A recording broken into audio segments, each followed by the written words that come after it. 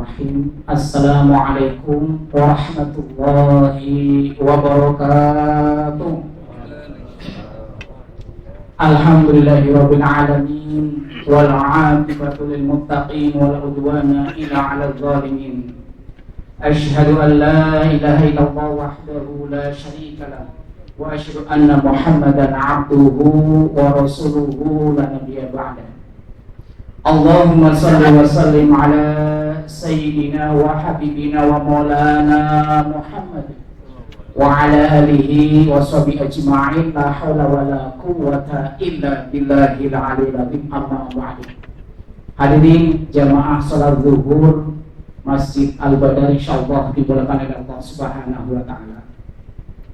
Pertama yang paling utama adalah kita bersyukur kehadirat Allah yang telah memberikan berbagai macam kenikmatan kepada kita sekalian, terutama nikmat iman Islam serta nikmat sehat wal afiat, sehingga pada siang hari ini kita masih bisa melaksanakan ibadah sholat zuhur berjamaah. Kita bisa melaksanakan taklim, mengikuti taklim di Masjid Al-Badar ini. Itu semuanya adalah nikmat yang Allah berikan kepada kita. Mudah-mudahan kenikmatan ini kita syukuri dengan melaksanakan apa yang diperintahkan oleh Allah Subhanahu wa ta'ala. Amin amin ya rabbal alamin. Orang yang datang dari tempat kemudian ke suatu majlis, kemudian dia sholat, kemudian diikuti dengan majlis, man kharaja fi talabil ilmi fahuwa fi sabilillah hatta yarji'. Siapa orang yang keluar dari sebuah tempat, dari rumah, dari kantor dan sebagainya menuju ke tempat dan di tempat itu ada ilmu yang diajarkan, fahuwa fi sabilillah, mereka dalam sabilillah. Man salaka tariqan yaltamisu fihi ilman sahalallahu lahu tariqan ilal jannah. Seorang yang mencari ilmu, Allah akan mudahkan jalan menuju ke surga. Insyaallah kita yang ada di sini mudah-mudahan semuanya dimudahkan untuk menuju surganya Allah Subhanahu wa ta'ala. Dan mudah-mudahan kita tidak mendapatkan siksa di dalam kubur, karena sebelum kita masuk ke alam akhirat nanti kita masuk ke alam kubur dulu, dan itu ada yang namanya siksa kubur. Mudah-mudahan kita terhindar darinya. Amin ya rabbal alamin. Salawat serta salam tak lupa kita sampaikan kepada junjungan kita Nabi Muhammad sallallahu alaihi wasallam, pada keluarganya, para sahabatnya, dan mudah-mudahan kelak kita akan mendapatkan syafaatul uzma di yaumil qiyamah nanti. Amin ya rabbal alamin. Hadirin insyaallah dimulakan oleh Allah Subhanahu wa taala. Ada 4 amalan apabila kita jaga, insyaallah kita terhindar dari siksa kubur. Yang pertama adalah hafidzus sholawat, menjaga sholat. Sholat yang Allah perintahkan kepada kita cuma 5 waktu. Dari mulai diperintahkan oleh Rasulullah setelah mendapatkan perintah dari hasil Isra dan Mi'raj sampai sekarang alhamdulillah sudah sekian tahun gak berubah. Rakaatnya subuh dari dulu 2 sampai sekarang 2. Zuhur 4 sampai sekarang juga 4, kecuali nanti ada aliran-aliran yang menyimpang gitu ya. Tapi Rasulullah menyampaikan kepada umatnya ya sholat zuhur 4, asar 4 rakaat, maghrib 3, subuh 2 niat, kemudian zuhur 4 dan sebagainya. Alhamdulillah dan itu sampai hari kiamat dunia. Hadirin insyaallah dimulakan oleh Allah Subhanahu wa taala. Jaga sholat yang Allah perintahkan kepada kita, yaitu sholat 5 waktu. Karena sholat itu awwalu ma yuhasabu bihil abdu yaumal qiyamah as-sholat. Awal yang pertama kali akan dihisab oleh Allah adalah tentang sholatnya. Fa idza saluhat sa'iru amalihi, ya. Wa idza fasadat sa'iru amalihi. Kalau misalnya sholatnya bagus, semua amal bagus. Soluhasa, amalihi, semuanya bagus. Tapi kalau misalkan sholatnya rusak, amal yang lain rusak. Karena dalam sebuah hadis ini dalam kitab Riyadhus Shalihin, Rasulullah Shallallahu Alaihi Wasallam bersabda, saya mendengar Rasulullah Shallallahu Alaihi Wasallam bersabda, bagaimana pandanganmu seandainya pada pintu salah seorang di antara kamu sekarang ada sebuah sungai di mana ia mandi setiap hari 5 kali dari sungai itu, apakah masih ada tertinggal suatu kotorannya? Setiap hari kita keluar rumah, pintunya, depan pintunya sungai, berarti kalau kita mau keluar harus lewat air yang ada di sungai depan rumah kita. Itu setiap hari 5 kali seperti itu. Tentu tidak ada kotoran yang menempel pada diri kita. Para sahabat menjawab, tidak. Ya. Beliau bersabda lagi, demikianlah perumpamaan sholat yang 5 waktu di mana Allah menghapus dosa-dosa dengannya. Hadis riwayat Bukhari dan Muslim. Artinya apa? Kotoran yang ada dalam diri kita itu bukan kotoran tadi seperti, tapi kalau mandi kita kotoran secara dohir kita bersih, setiap hari mandi 5 kali. Kita mandi berapa kali? 2 kali paling ya. Mau berangkat kerja pagi, kemudian nanti pulang malam. Mungkin kalau malam enggak kesempatan mandi juga enggak mandi, mungkin pulang sudah mandi sehari sekali. Karena Pak kerja biasa seperti itu. Betul Pak ya? Oh, coba sampai rumah dulu sudah malam mau mandi, wah dingin, hujan lagi ini enggak mandi. Besok lagi mandinya sekali.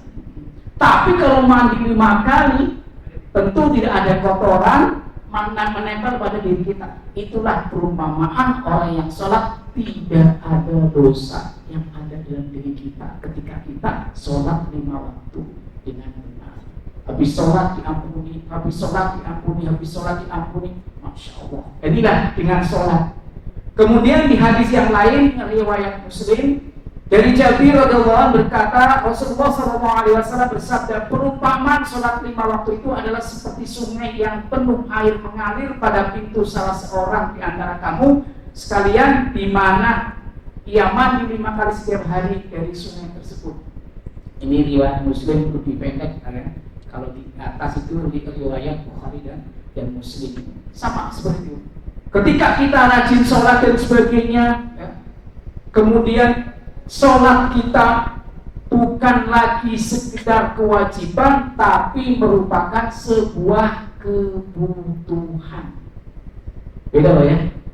Kalau lapar kita butuh makan. Kalau haus kita butuh minum.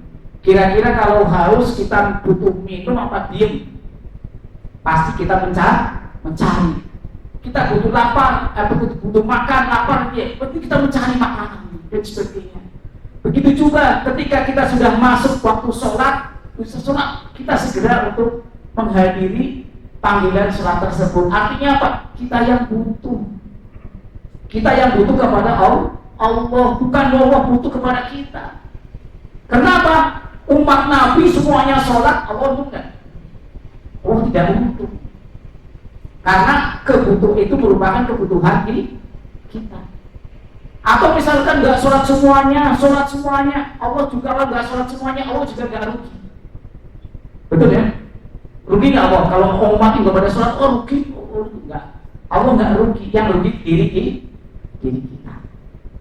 Nah, kalau kita sholat dalam diri kita sudah menjadi sebuah kebutuhan yang ketika waktu segera seperti tadi, lapar segera makan, haus segera minum, ya, tanpa diperintah kita harus langsung minum, kita harus langsung makan. Nah inilah, karena sudah tertanam dalam diri kita sebuah seperti itu. Ketika kita meninggalkan sholat sudah masuk waktu, rasanya dalam diri kita gelisah. Betul Pak ya? Merasakan Pak seperti itu? Gelisah, kita belum sholat, ya Allah, belum masuk, belum sholat, gelisah. Tetapi ketika kita sudah sholat, hati kita merasa tenang. Pernah merasakan seperti itu Pak? Nah itu karena apa? Sudah merasuk dalam diri kita itu, sholat merupakan sebuah kebutuhan di atas kewajiban. Kalau sekedar kewajiban itu masuk sholat, kamu belum sholat, belum, itu 5 menit lagi, 5 menit lagi, Assalamualaikum, baru selesai salam, ya, baru doanya cuma Al-Fatihah, udah selesai. Baru bunyi, masuk waktu asar, udah gugur saya kewajiban. Cuma sekedar menggugurkan kewajiban. Tetapi kalau sudah melekat dalam diri kita itu sebuah kebutuhan kita kepada Allah, kita butuh sama Allah, itu sudah tenang jiwa kita. Ala bi dzikrillahi tatma'innul qulub. Salat itu juga merupakan seperti zikir. Itu nggak contoh dalam diri kita itu ketika kita sudah sholat merasakan diri kita itu tenang, tentram dan sebagainya. Permasalahan juga yang tadinya pusing dan sebagainya, kita sholat rasanya tenang, itu Allah yang memberikan ketenangan karena kita sholat. Apalagi sholatnya tepat waktu, sebelum masuk waktu sudah ada di masjid sholat pertama. Waduh, pahalanya luar biasa ya. Sudah depan sholat pertama di awal waktu sebelum masuk sudah betul-betul menunggu masuk waktu baru. Itu luar biasa ini yang pahala yang Allah berikan kepada kita. Hadirin, insyaallah dimulakan oleh Allah Subhanahu wa taala. Itu baru sholat yang wajib. Belum kita tambah dengan sholat-sholat sunnah yang rawatib. Qobliyah, ba'diyah kita tetapkan sebelum zuhur, sesudah zuhur, ya. Kemudian yang ini mu'akadah dan ghairu mu'akadahnya pun kita jalankan sholat qobliyah, ba'diyahnya itu wah, sangat luar biasa. Artinya apa? Kita butuh sama Allah.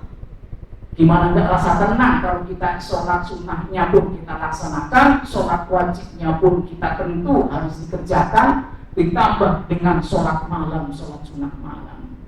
Tenang jiwa kita.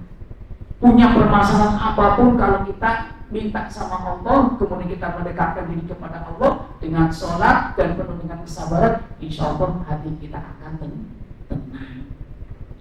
Hadirin, insyaallah dimulakan oleh Allah Subhanahu wa taala. Kemudian yang berikutnya yang menjadikan kita insyaallah terhindar dari siksa kubur yaitu banyak-banyaklah bersedekah. Banyak-banyaklah bersedekah. Contoh sedekah yang kemarin sudah disampaikan oleh Ustaz Muta Ali itu sedekahnya Rasulullah, semuanya diinginkan. Kalau kita ya paling nggak sepersekian ya, kita zakat pun cuma 2,5%-nya ininya itu ya. Kita sepersekiannya paling tidak ininya, karena apa? Allah akan ganti, jelas Allah akan ganti, dan Allah akan lipat gandakan. Ketika Allah akan lipat gandakan pahala kepada kita, itu berarti apa? Itu janji Allah. Sedangkan janji Allah, innaka la tukhliful mi'ad, janji Allah tak pernah meleset. Tapi kalau janji kita kalau janji Allah enggak ya. Dalam surah Al-Baqarah 245, man dzalladzi yuqridullaha qardan hasana fayudha'ifahu lahu ad'afan katsira wallahu yaqbidu wa yabsutu wa ilaihi turja'un. Barang siapa yang meminjami Allah, menginfakkan hartanya di jalan Allah dengan pinjaman yang baik, maka Allah lipat gandakan ganti ya, kepadamu itu dengan apa? Banyak. Allah menahan dan melapangkan rezeki, dan kepadanya lah kamu kembali. Allah akan ganti. Itu Al-Baqarah 245 itu. Jadi apa yang kita keluarkan di jalan Allah itu pasti Allah akan ganti. Mungkin sedikit cerita pribadi, mohon maaf hadis bilimah gitu ya. Dulu saya berkeluarga ngontrak kurang lebih 14 tahun ininya. Kemudian mau ke 15 tahun ke-15 bayar dan sebagainya. Ya, tiba-tiba rumah yang saya kontrak itu harus mau dijual. Tentu pengennya kita beli itu ya. Kenapa? Karena teman-teman ngumpul-ngumpul para asal dan sebagainya ngumpul, sudah punya belum. Terus anak-anak masih kecil, tapi anak-anak saya pada ngundang semuanya, masih kecil semuanya. Belum punya rumah, sudah bakalan punya rumah, kata teman-teman saya waktu ngumpul. Gak bakalan punya rumah, kenapa? Ya gimana buat balik buat biaya ini, iya benar. Baru-baru punya rumah, tabungan saja dia nggak punya. Tabungan saja nggak punya. Gimana saya punya rumah? Temannya lagi, udah ngambil sana, mau ngambil bagaimana harus ada slip gaji, betul ya? Kalau ngambil rumah ada slip gaji dari mana? Saya cuma ngajar ini, nggak punya slip gaji dan sebagainya. Wah, Saya bilang begini, kalau Allah menghendaki saya punya rumah, Allah kasih rumah. Kalau Allah nggak menghendaki saya punya rumah, Allah nggak kasih. Itu saja yang ini. Ternyata beberapa bulan berikutnya itu rumah yang saya tempati orangnya bilang mau dibeli. Pak, Ustaz, ini beli di rumah. Tuh, dari mana ini sudah beli rumah begini? Ya, qadarullah. Saya minjam kepada salah satu jamaah saya itu ternyata meminjami uang, ya, meminjami uang untuk beli rumah. Saat itu 200 juta. Meminjami uang 200 juta dengan cuma-cuma. Artinya apa? Langsung pinjam berapa? Beli rumah sekian ini. Tapi saya tidak punya jaminan. Oh iya, saya punyanya ini emas batangan. Silakan jual Pak, baru-baru jual, cara jualnya bagaimana Mas batangan, lihat aja baru sekarang. Ya udah, yuk ke toko emas, saya dijual emas itu. Terus duitnya gimana? Masukin tabungan aja Pak, saya mau bawa buku rekening tabungan. Udah tabungin langsung, jadi kita nggak bawa cash ke rumah ini. 200 juta, alhamdulillah. Terus apa sejaminannya? Jawabannya apa? Allah jaminannya, katanya menjamin. Kira-kira ada Pak orang menjamin uang 200 juta cuma-cuma itu? Itu qadarullah. Alhamdulillah akhirnya punya rumah. Qadarullah keduanya, alhamdulillah rumah itu kemudian ada yang beli dengan harga kurang lebih dari 4 kali dari yang saya beli, menjadi kurang lebih 800 juta.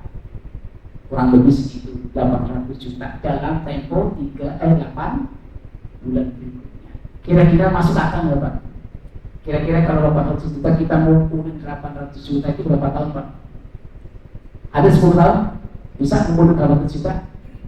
Nggak sanggup nih ya. Itu hanya Allah ini. 800 juta, alhamdulillah akhirnya bisa kebeli rumah yang agak deketan sini, luasnya kurang lebih 2 kali lipat dari yang pertama saya punya. 2 kali lipat dari yang pertama saya punya, kurang lebih sekarang luasnya itu 69, 70 kurang lebih segitu luas rumahnya. Alhamdulillah bisa kebeli rumah di tengah-tengah kota Jakarta dengan surat yang lengkap seharga 550. Berarti uang masih bersisa ya Pak? Masih ada sisa uang tersebut saya untuk melunasi hutang-hutang dari 200 juta tadi. Jadinya tinggal 7,5. Masih ada sisa ini, yang setengah sudah buat lain-lain dan sebagainya. Habis uang itu, alhamdulillah punya rumah, udah gak punya hutang. Itulah cara Allah memberikan kepada hambanya. Dan saat itu ketika ini saya cuma untuk membiayai anak saya itu pondok, karena dua-duanya mondok dari kecil, dari kelas 3, kelas 4 sampai kelas 5 SD itu udah saya pondokin semuanya. Udah habis buat pondok haji. Saya yakin ini yang saya untuk biaya anak ini adalah merupakan sebuah sedekah di jalan Allah ini. Ternyata Allah ganti berapa lipat? Subhanallah. Pantas surah Al-Baqarah 261, masalul ladzina yunfiquna amwalihim fi sabilillah kama habatin ambatat sab'an sanabila fi kulli sunbulatin mi'atu habbah wallahu yudha'ifu liman yasha' wallahu wasi'un 'alim.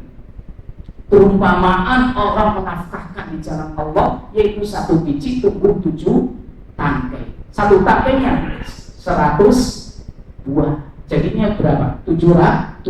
1 dikali 700. Ayat berikutnya, wallahu yudha'ifu liman yasha'.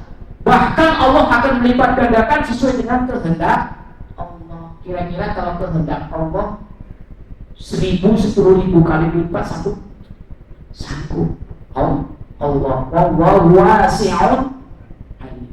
Allah itu maha luas. Allah maha luas. Artinya apa? Ketika kita pasrahkan semuanya kepada Allah, Allah akan memberikan ganti.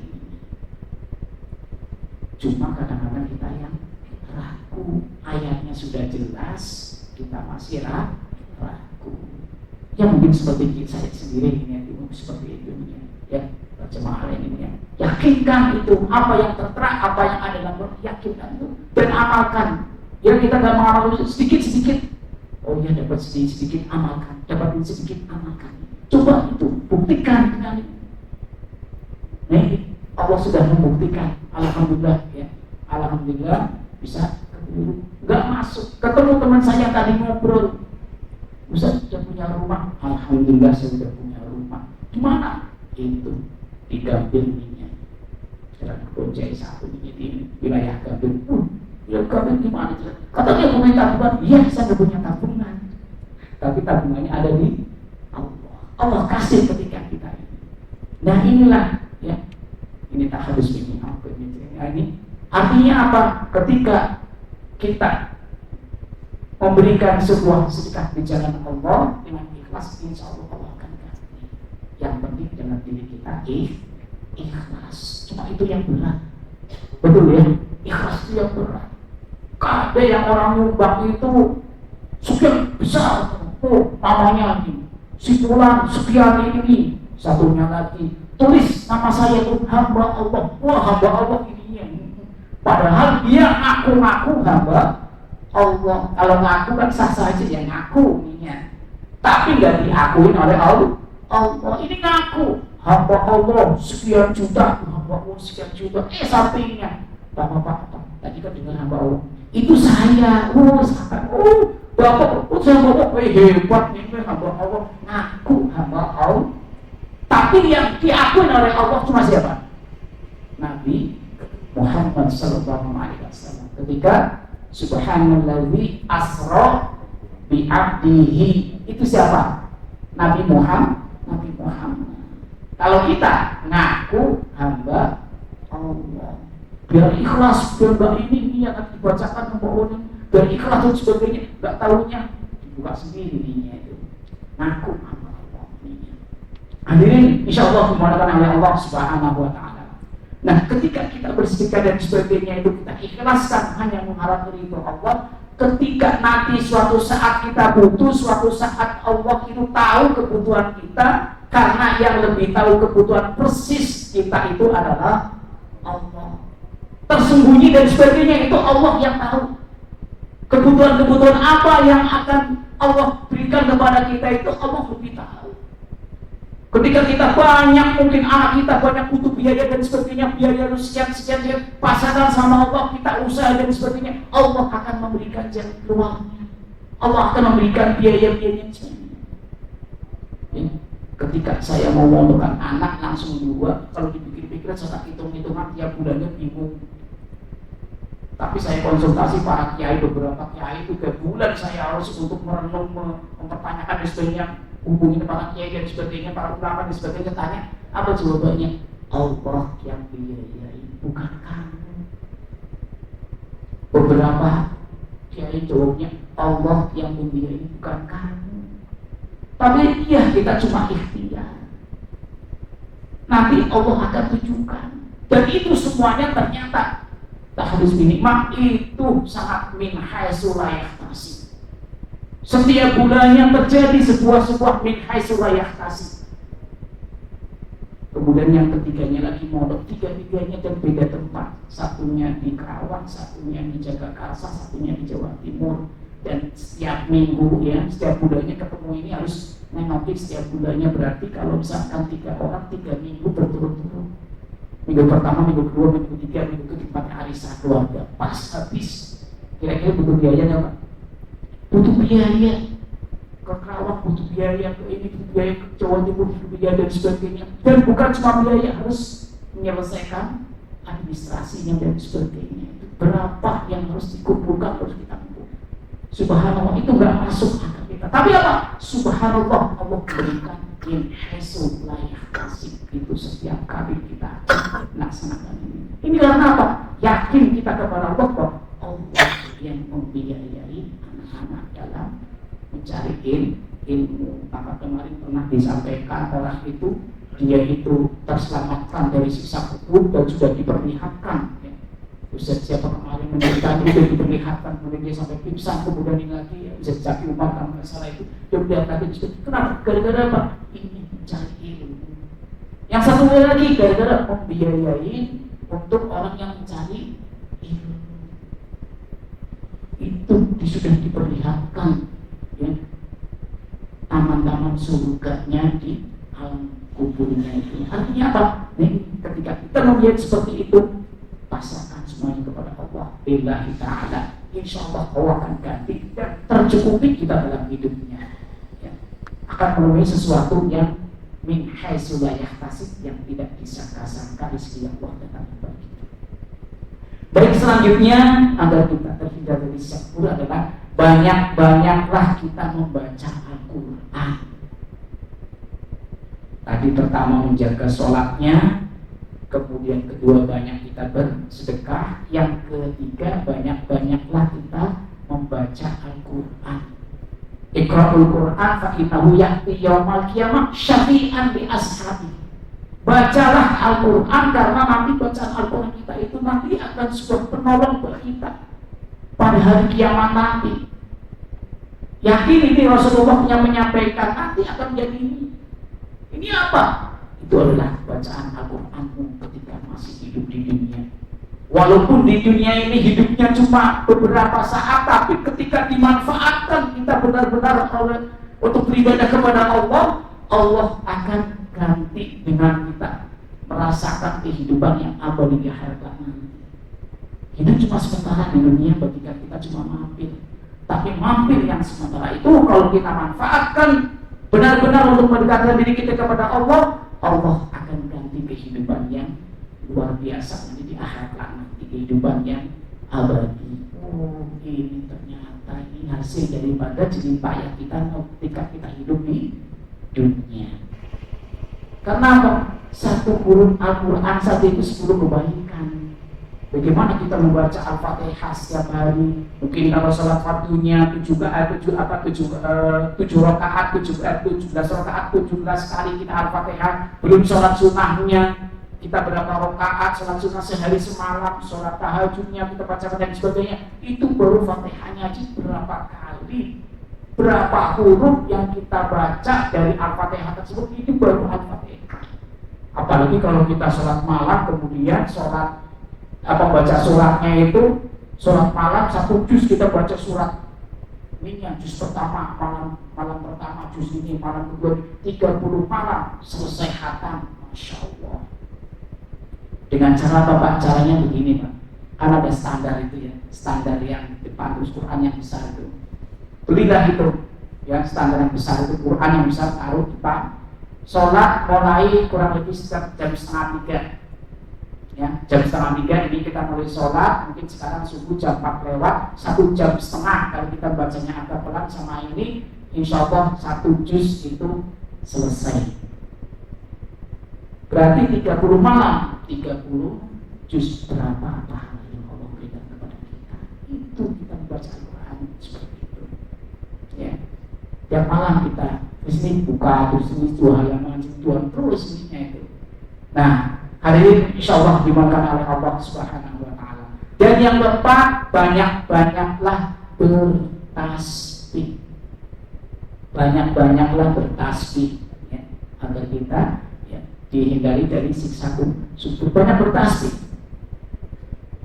Ada sebuah hadis Rasulullah SAW menyampaikan kalimatani habibatani ila rahmani khafifatani ala lisan sakilatani fil mizan subhanallahil azim subhanallah wa bihamdi subhanallahil azim.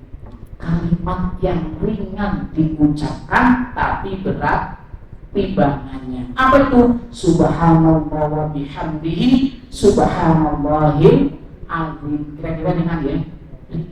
Paling tidak itu 100 kali setiap waktu, boleh sehari 100 kali, boleh silakan ya. Tapi lebih banyak lagi, kita banyak seperti itu ya, pikirkan itu subhanallah bihamdihi subhanallahil azim subhanallah bihamdihi.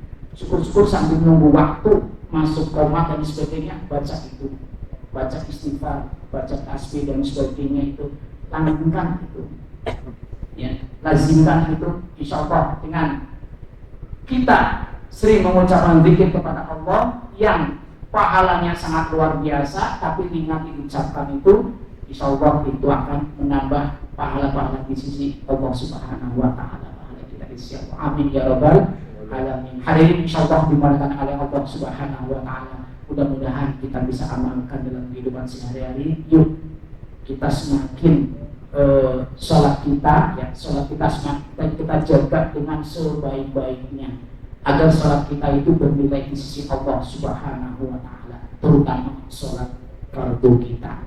Jadikanlah sholat fardu itu memang kewajiban, tapi bukan sekedar kewajiban, tapi tingkatkan itu merupakan kebutuhan kita kepada Allah Subhanahu wa Ta'ala. Pengennya kalau kita makan tepat waktu, betul Pak ya? Jam sekian makan, jam sekian ini tepat waktu kalau makan. Begitu juga kita pun ya ingin sholat kita juga tepat waktu, karena merupakan sebuah kebutuhan rohani kita kepada Allah. Kebutuhan jasmani kita tepat waktu, kebutuhan rohani itu kita tepat waktu menjaga sholat kita. Yang kedua, banyak-banyaklah kita bersedekah. Jangan menunggu kita kaya bersedekah. Jangan menunggu kita punya uang banyak bersedekah. Karena sudah bilangnya begini, kita mau sedekah, lagi ada rezeki, jangan begitu. Lagi ada rezeki, gak ada rezeki. Rezeki ada terus kita kan. Cuma besar kecilnya kan kita ngadu. Setiap kita sekecil apapun keluarkan ininya, pasti nanti akan ditambah oleh Allah. Allah akan ganti rezeki yang telah kita keluarkan. Dan sesungguhnya itulah rezeki yang abadi. Ya. Yang kita sedekahkan itu sesungguhnya harta yang abadi. Ya. Yang ini sudah terbuang, yang kita sedekahkan itu nanti akan ketemu kita di akhirat nanti. Berarti itu adalah uang yang abadi yang kita sedekahkan di jalan Allah. Kemudian perbanyaklah kita membaca Al-Quran. Mungkin saat ini orang banyak membaca WA, Instagram, Facebook dan sebagainya, tapi kita balik membaca itu sekedar untuk mencari ini informasi dan sebagainya. Nah, ketika kita itu dalam keadaan mungkin santai dan sebagainya, cobalah Al-Quran. Mungkin di handphonenya ada Al-Quran dan sebagainya. Syukur-syukur kita punya Al-Quran yang secara tertulis. Biar apa? Biar Quran-Quran yang ada di masjid itu bermanfaat, orang yang menyumbangkan. Kalau kita semuanya pakai handphone, orang yang tadi menyumbang Al-Quran, saya coba jadi pajangan doang ininya. Sampai di rumah Qurannya jadi pajangan, walaupun punya Quran dari ini dari sini. Pernah baca nggak? Enggak, sampai berdebu. Ya, sampai berdebu, nangis di Quran itu. Saya nggak pernah dibuka, nggak pernah disentuh, ya. Nggak pernah disentuh dan sebagainya. Ambil Quran kita lah. Makanya ketika Quran itu, rusak Quran, iya karena sering dibaca. Qurannya masih mulus sedikit, iya nggak pernah disentuh, setahun sekali cendak. Nah itu cuma jadi bacaan Quran di rumah kita ininya. Dan kemudian perbanyaklah kita membaca tasbih. Insya Allah. Mudah-mudahan pesan ini untuk diri saya pribadi dan kepada para jamaah, mudah-mudahan kita terhindar dari siksa kubur. Amin amin ya rabbal alamin. Astagfirullahaladzim, astagfirullahaladzim, astagfirullahaladzim. Bismillahirrahmanirrahim. Muhammad bin awalin wal akhirin wa radhiyallahu ta'ala anhum sahabat Rasulullah ajma'in. Alhamdulillahirabbil alamin. Hamdan syakirin, hamdan na'amin, hamdan yafi ni'amahu wa yukafi masidah. Ya Rabbana lakal kama yanbaghi li jalalika karim wa ala alihi subhanahu. Ya Allah ya Rabb, ampuni dosa kami ya Allah. Ampuni dosa orang tua kami ya Allah. Ampuni dosa guru-guru kami ya Allah. Ampuni dosa seluruh anggota keluarga kami ya Allah. Ampuni habaib kami ya Allah. Ampuni kaum muslimat ya Allah, al-ahya'i minhum wal amwat ya Allah, baik yang masih hidup ataupun yang telah tiada ya Allah. Ya Allah ya Rabb, berilah kami keberkahan dalam hidup ini ya Allah. Ya Allah ya Rabb, berilah kami keberkahan dalam hidup ini ya Allah. Ya Allah ya Rabb, berilah kami keberkahan dalam hidup ini ya Allah. Mudahkanlah kami dalam menjemput rizkinya ya Allah. Luaskanlah rizki kami ya Allah. Halalkanlah rizki kami ya Allah. Ridhoilah segala aktivitas kami ya Allah. Jadikanlah keluarga kami sakinah mawaddah warahmah ya Allah. Jadikanlah anak keturunan kami soleh-solehah ya Allah. Hafidh-hafidhah ya Allah. Alimah-alimah ya Allah. Da'i-da'iyah ya Allah. Anak-anak yang cerdas, anak-anak yang pintar, anak-anak yang menjadi kebanggaan bagi orang tuanya dan seluruh anggota keluarganya ya Allah. Ya Allah ya Rabb, angkatlah penyakit yang ada pada diri kami ya Allah. Angkatlah penyakit yang ada pada orang tua kami ya Allah. Angkatlah penyakit yang ada pada seluruh anggota keluarga kami ya Allah. Angkatlah penyakit yang ada pada guru-guru kami ya Allah. Angkatlah penyakit yang ada pada hadirat kami ya Allah. Angkatlah penyakit yang ada pada saudara-saudara kami, ya Allah, baik yang sedang dirawat di rumah ataupun yang sedang dirawat di rumah sakit, ya Allah. Segera Kau angkat penyakitnya, ya Allah, agar mereka lebih mendekatkan diri kepada-Mu, ya Allah, dengan sempurna, ya Allah.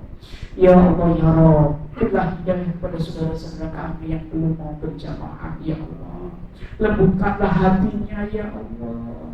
Lembutkanlah hatinya, ya Allah.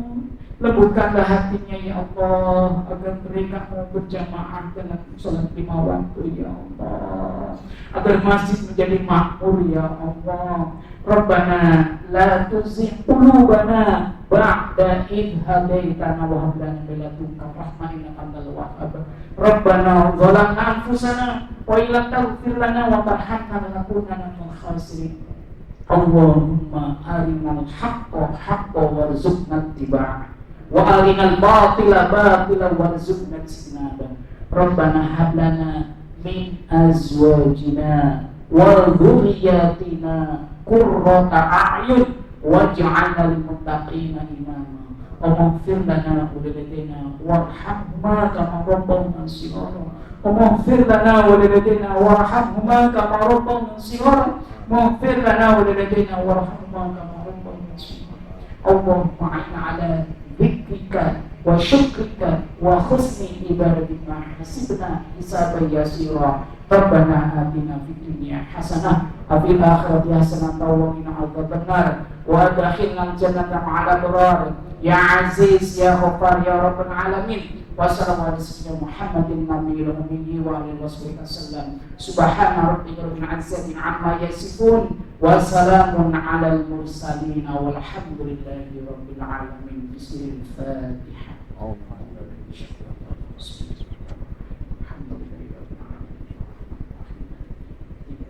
إياك نعبد وإياك نستعين صراط المستقيم